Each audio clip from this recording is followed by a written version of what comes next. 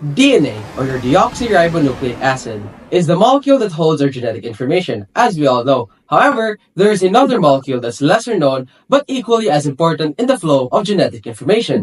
This is your RNA, or your ribonucleic acid. And in this episode of Crash Course, we'll learn about its job in the cells, and its many different types, and more about how our body works. Dun, dun, dun, dun, dun, dun, dun.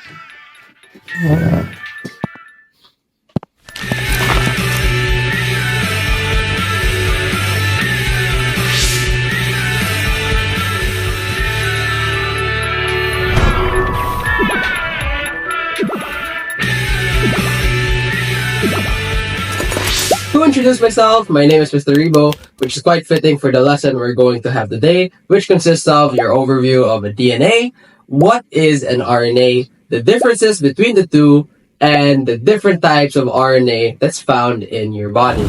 So before we get into it, let's have a little overview of what your DNA is. DNA, or your deoxyribonucleic acid, is the molecule that's responsible for storing your genetic information, as well for the growth, functioning, development, and reproduction of all living organisms. Think of it this way. Your body is a bakery, your cell, in which it creates a wide variety of pastries. And these pastries, they need recipes. And those recipes come from your master cookbook, which would be your DNA. And this master cookbook is stored within a very well-guarded and secure room, which is the nucleus of your cell. So then, what role does RNA play in the flow of genetic information?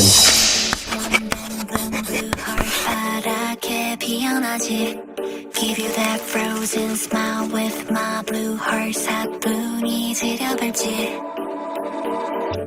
RNA, or ribonucleic acid, is another molecule that is present in a lot of living organisms and viruses. It is a nucleotide, which are ribose sugars, and is attached to 4 nitrogenous bases. 좀 더 차갑게 typical 여유롭게 skeptical 아무리 달궈봐라 나는. First, in their function. As we all know, your DNA holds and stores your genetic information. However, RNA uses this said genetic information in order to build out important proteins.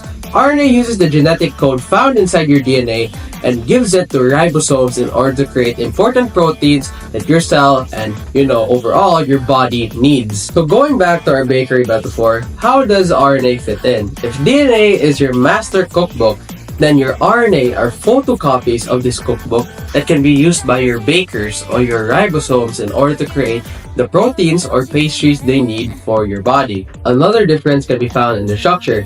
RNA is significantly smaller than DNA, and the fact that DNA is double-stranded while RNA is single-stranded.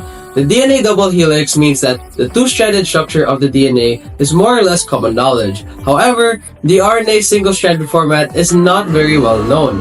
RNA can form into a double-stranded molecule if it's during translation. Another difference is in their sugars. DNA and RNA are both built with a sugar backbone. However, DNA uses the deoxyribose sugar while RNA uses the ribose sugar. That was that easy. As you can see from both pictures, these two are pretty different. The missing hydroxyl group in DNA sugar actually makes it a more stable molecule, as this helps with storing your genetic information for longer periods of time. However, in RNA's case, with an extra hydroxyl group in its sugar, it actually makes it a more reactive molecule, which helps it in its processes in converting genetic information into proteins, which is a dynamic process compared to DNA's role of simply storing your genetic information. However, they also differ in their base pairings. DNA uses bases adenine A, thymine T, guanine G, and cytosine C. However, RNA uses the bases adenine A, uracil U, guanine G, cytosine C. Yeah, that's the difference in base pairing, just that. Thymine to uracil. Moving on! Surprise checkpoint! So before we get into the kinds of RNA, we're going to have a checkpoint. And this checkpoint is going to be the real or fuck it checkpoint, in which I will show you statements in which you will read and determine whether these statements are real or fuck it. Let's begin!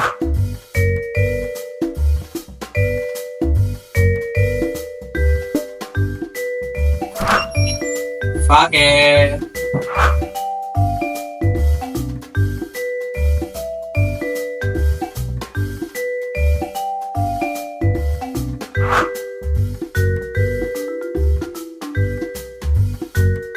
Fuck it.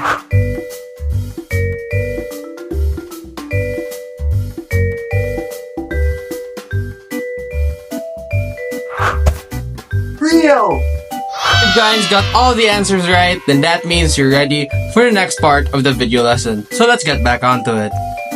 Now that we had a little overview of the DNA, what RNA is, and understood its differences from DNA, we now move on to the 4 kinds of RNA that our RNA avatar must learn in order to properly do its role in our cells.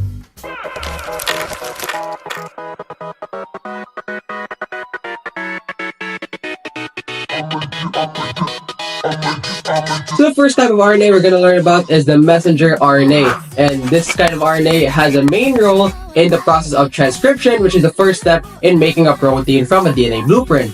It is a single strand of genetic information that is complementary to the DNA found in your nucleus. mRNA is made up of nucleotides that come together and process to remove introns. These are non-coding regions found in your DNA before moving that code out of the nucleus to begin translation, which is the second part of gene expression. Let's go back to our baking metaphor. Yes, the bakery metaphor is still relevant here, in which the mRNA is essentially the photocopy of a recipe that's found in the DNA cookbook, the master book. However, in this case, it simply takes out the parts that aren't needed and only wants the recipe for that specific cake or that specific protein.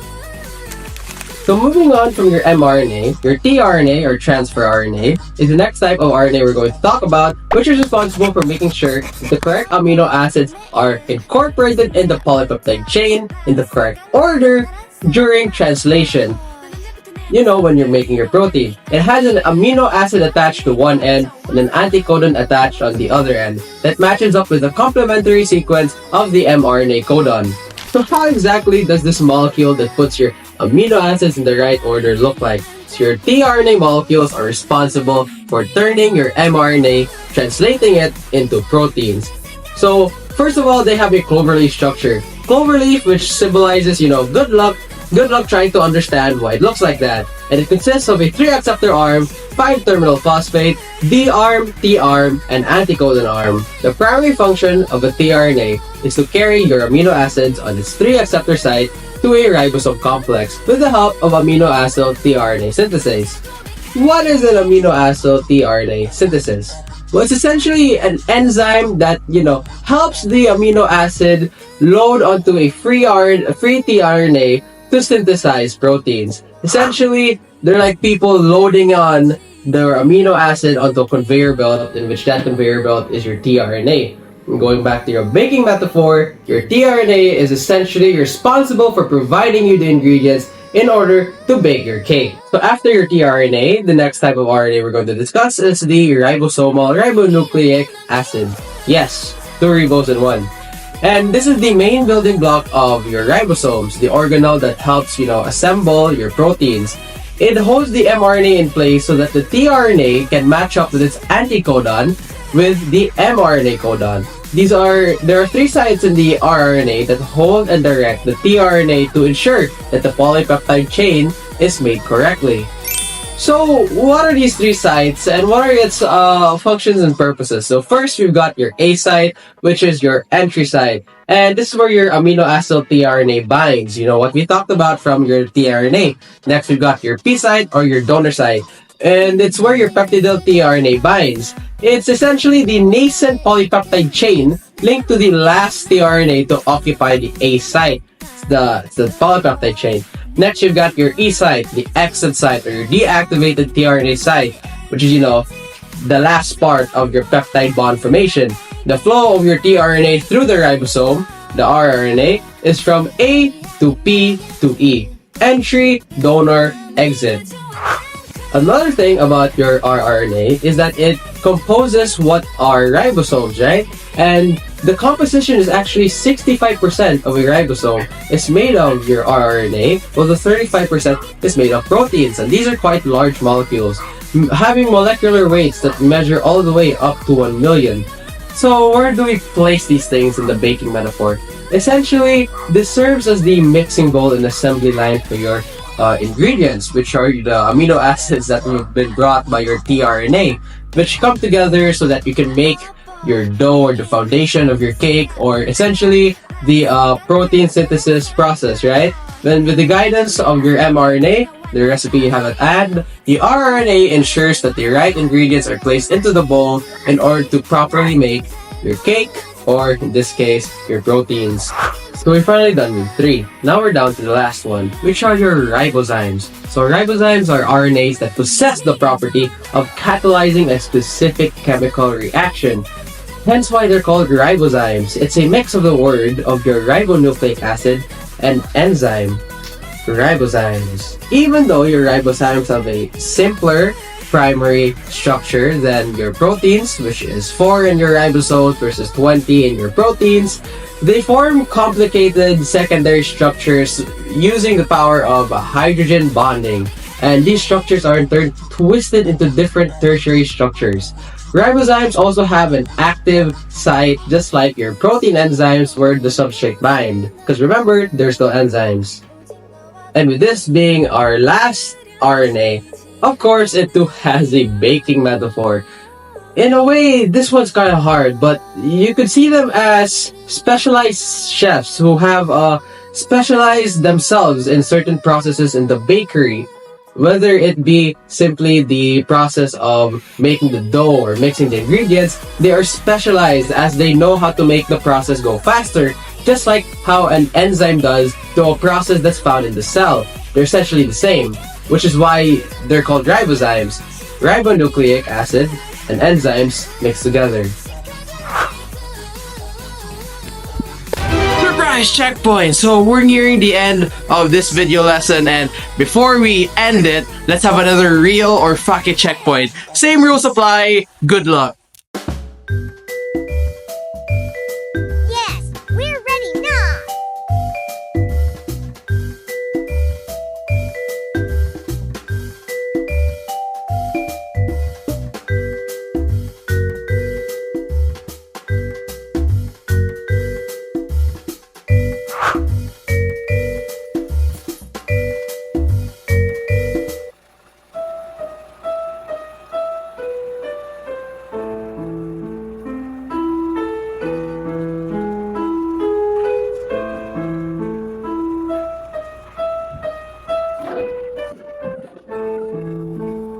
Fuck it.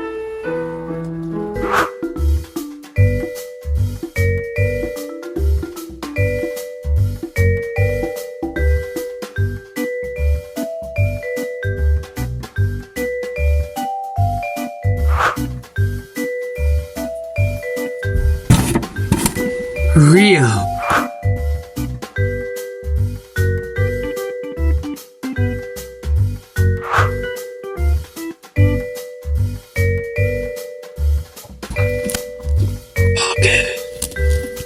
Guys got those last checkpoints right, and that means you've mastered this lesson and it's time to head on to the summary.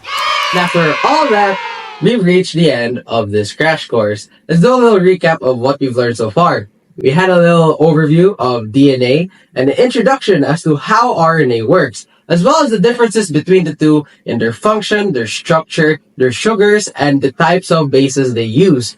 And next, after that, we learned all about the different types of RNA. Your messenger RNA, your transfer RNA, your ribosomal RNA, and your riboenzymes. That concludes this video lesson. Thank you all for joining me in this wonderful journey, and see you all next time.